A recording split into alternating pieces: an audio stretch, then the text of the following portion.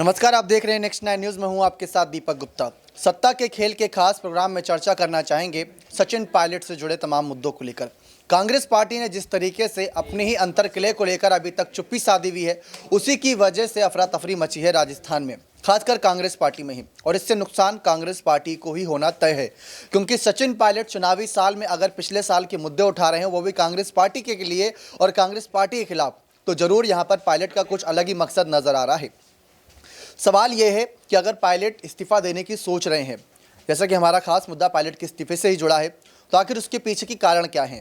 Pilot की सुनवाई Congress party कर नहीं रही, उनको मुख्यमंत्री चेहरा बना रही और जिस तरीके से विधायकों ने, सांसदों ने और इसके बाद तो दौसा की जनता ने भी राहुल के सामने सचिन पायलट को मुख्यमंत्री बनाने की बात रखी, उस पर तो ऐसे नज़रअंदाज करा यहाँ पर इन नेताओं ने जैसे ये मामला कोई है ही नहीं। तो पायलट के खिलाफ जब ये सारी बातें हो रही हैं, उनको लेकर नज़रअंदाजगी जताई जा रही है, तो पायलट क्यों ना झटका दे चुनावी साल में भारतीय जनता पार्टी के साथ मिलकर यहाँ पर कांग्रेस पार्टी को। बीजेपी के साथ पायलट के कई बार नाम पहले भी जुड़ चुके हैं, लेकिन अब सवाल आता है कि चुनावी साल में कयासों पर ना जोड़ देते हुए क्या हकीकत में पायलट का इस्तीफा देखने को मिल सकता है। सीधा सवाल सत्ता के खेल में यहाँ पर आसिफ से रहेगा कि इस मामले पर उनकी क्या राय है। पायलट की सुनवाई हो नहीं रही, 81 विधायकों के इस्तीफे के बाद 3 बड़े मंत्रियों पर कार्रवाई को लेकर आलाकमान ने आश्वासन दिया था कि जरूर कार्रवाई होगी, लेकिन चुनावी साल है, अभी तक कार्रवाई के कोई अंदेशा नहीं मिले। पायलट के फैसले पर कोई बात नहीं हो रही, बजट सामने आया, बजट भी गलत पड़ा जा रहा है। तो बहुत सारी लापरवाही और बहुत सारी यहाँ पर कह सकते हैं नज़रअंदाजगी की वजह से क्या पायलट का इस्तीफा तय माना जा सकता है। शुक्रिया दीपक। देखिए, इसमें कोई शक नहीं है, जिस तरीके की जो बात आप बता रहे हैं, इससे एक चीज़ साफ समझ में आ रहा है कि राजस्थान में फिलहाल कांग्रेस के अंदर सब कुछ ठीक नहीं चल रहा है। और इसकी सबसे बड़ी वजह यह है, बिल्कुल सही कहा आपने, कि संसद में जिस तरीके की लापरवाही अशोक गहलोत के मद्देनजर देखा, शायद हम सबको कभी नहीं दिख सकता था। सचिन पायलट को लेकर देखिए, खड़गे जी भी नहीं कर पाए और नहीं उनके महासचिव कर पाए और नहीं जो है कांग्रेस के तमाम हाईकमान कर पाए। इससे साफ पता चल रहा है, बिल्कुल आप सही कह रहे हैं, कि कांग्रेस के अंदर जो दरअसल अंतरकला है वो इस वक्त चुनाव से ज़्यादा भारी कांग्रेस पे पड़ता नजर आ रहा है। यही वजह है कि वो पायलट को लेकर फैसला नहीं कर पा रहे। अब सवाल उनके इस्तीफे को लेकर है। देखिए, इस्तीफा तो फिलहाल अभी नहीं होगा, क्योंकि जैसे अभी है 6 महीने का वक्त है।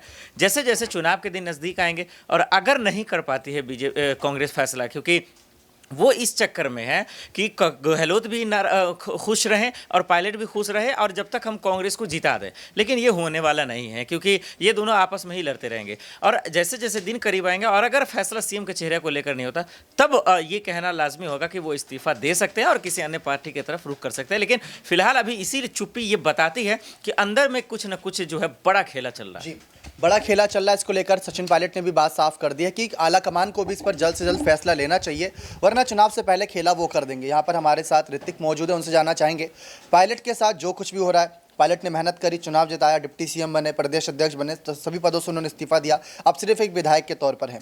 तो आप कैसे देख रहे हैं कि पायलट जैसा इंसान इतने सालों तक सब्र रखा, अब इस चुनावी साल में भी उनको कोई जिम्मेदारी देने का ऐलान नहीं हो रहा, जिम्मेदारी छोड़िए, जिन पर कार्रवाई होनी थी उस पर भी कोई फैसला नहीं आ रहा, तो उसे कैसे देखते हैं। सबसे बड़ी बात यह है कि कहीं ना कहीं देखा जाए तो कांग्रेस पार्टी वही गलती फिर से कर रही है जो हमेशा चुनाव में करती आई है। अभी आप एक प्रस्ताव रख रहे थे, कांग्रेस पार्टी मजबूत होती नहीं है, कहीं कहीं प्रत्याशी नहीं उतारती, छोटे छोटे चुनाव पर ध्यान ही नहीं होता है। आप ये देखिए कि अरविंद केजरीवाल की जो आम आदमी पार्टी है, वो राजस्थान, मध्य प्रदेश, छत्तीसगढ़, यानी कि हर एक राज्य में प्रवेश कर रही है। और यहाँ पर फिर से देखा जा रहा है कि अगर राजस्थान में जो है पूरी मेहनत करती है, तो कहीं ना कहीं कांग्रेस की सेंधमारी फिर से हो सकती है। तो मुझे लगता है कि कांग्रेस पार्टी को पहले ये डिसाइड करना चाहिए कि हमारे लिए बेहतरीन नेता कौन है। देखिए, अशोक गहलोत और सचिन जो पायलट की लड़ाई थी, जो आंतरिक कलह देखने को मिला, वो अभी तक खत्म होने का नाम नहीं ले रही है, लगातार जो है सुर्खियों में बने रहते हैं। लेकिन अगर यहाँ पर सचिन पायलट को आगे रखा जाता है, सचिन पायलट को अगर आगे पद दिया जाता है, तो ये कांग्रेस पार्टी के लिए अहम चेहरे के तौर पर साबित होंगे। क्यों? क्योंकि आपने देखा किस तरीके से नारे भी लगे कि हमारा सीएम कैसा हो, सचिन पायलट जैसा हो। तो कहीं ना कहीं कांग्रेस पार्टी ये जो गलती कर रही है, इसका खामियाजा भुगतना पड़ सकता है। क्योंकि लेकिन विधायक तो गहलोत का समर्थन करते हैं। देखिए, गहलोत का समर्थन कर रहे हैं, तो आप इसको भी साफ कर दीजिए कि हमारे सीएम गहलोत होंगे, तो कहीं ना कहीं जो आंतरिक कलह जैसी तस्वीर वो तो साफ हो जाएगी। आप दोनों नेताओं की जो लड़ाई उसको खत्म नहीं कर पा रहे हैं। वहीं देखा जाए तो तीसरी पार्टी प्रवेश कर चुकी है, बीजेपी पार्टी दमखम के साथ मेहनत कर रही है, तो कहीं ना कहीं इससे कांग्रेस पार्टी को घाटा है। आपको ये देखना है कि अगर 9 राज्यों में आप अच्छा जो है वर्चस्व रखते हैं, अच्छा आप खेलते हैं, तो कहीं ना कहीं आपको लोकसभा चुनाव में भी जो है बड़ी तस्वीर और बड़ी कुर्सी मिल सकती है। बहुत बहुत शुक्रिया। लेकिन सवाल यहाँ पर यह है कि चुनावी साल है, और जैसा कि हमने आज ये मुद्दा उठाया पायलट के इस्तीफे को लेकर, ये इस वजह से उठाया क्योंकि कांग्रेस पार्टी अगर पायलट की स्थिति साफ कर देती है, तो पायलट अगले 8-9 महीने तक, जब तक चुनाव होता है तब तक उसी मुद्दे पर मेहनत करेंगे।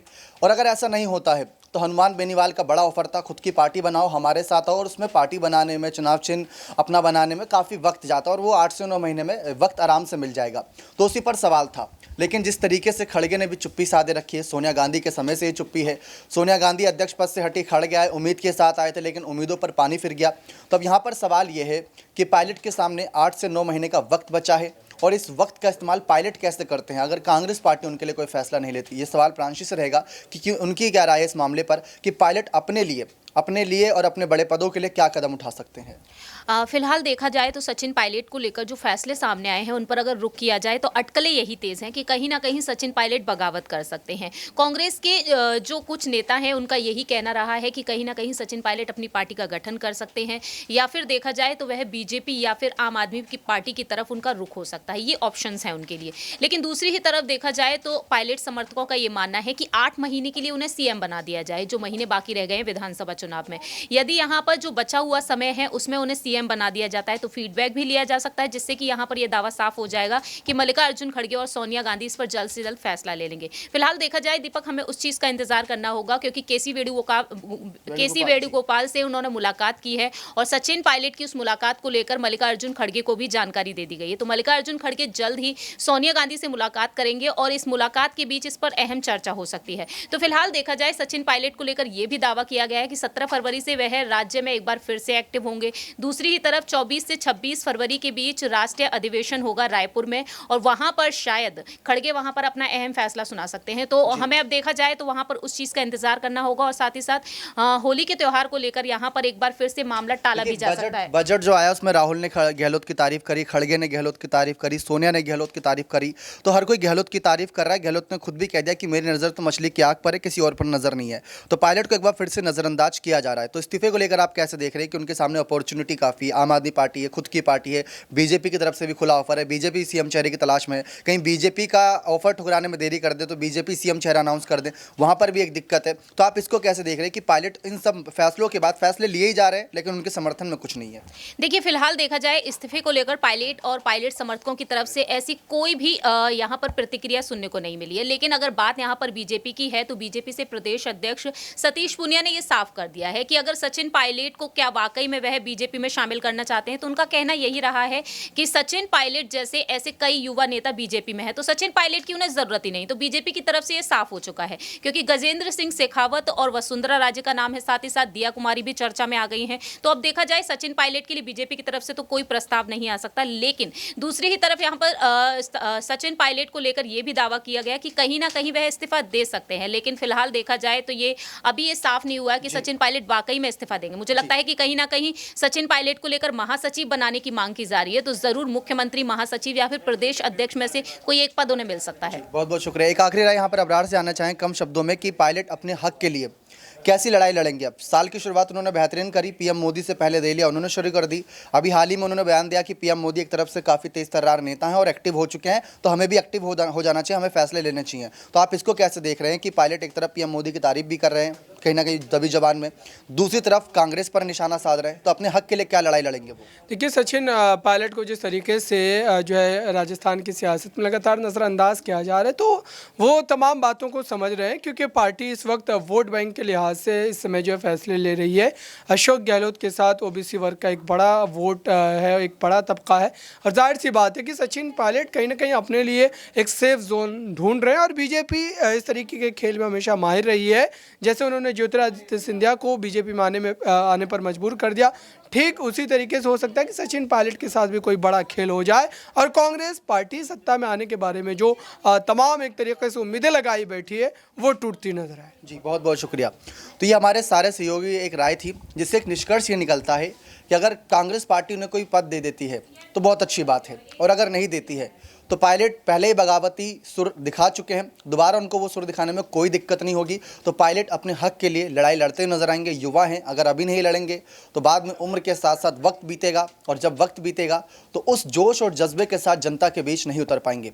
तो पायलट को अभी इस चुनावी साल में कोई फैसला लेना होगा, वरना एक बार डबल इंजन की सरकार यानी कि राजस्थान में बीजेपी की सरकार आ जाती है और केंद्र में बीजेपी की सरकार रहती है, तो बहुत मुश्किल रहेगा कांग्रेस पार्टी का ही कहीं ना कहीं रोल निभाते हुए बीजेपी की सरकार गिरा पाने या सरकार हटा पाने में। फिर 5 साल तक सरकार चलेगी, 5 साल के बाद ही कोई फैसला ले पाएंगे पायलट। देखते हैं लोकसभा चुनाव में कांग्रेस पार्टी को उनको जिम्मेदारी देती है, इस बार विधानसभा चुनाव में ही कोई बड़ा ऐलान होता है। अपनी राय कमेंट सेक्शन में जरूर दीजिएगा। क्या पायलट को अपने हक के लिए कोई बड़ा कदम उठाना चाहिए या नहीं? बहुत बहुत धन्यवाद।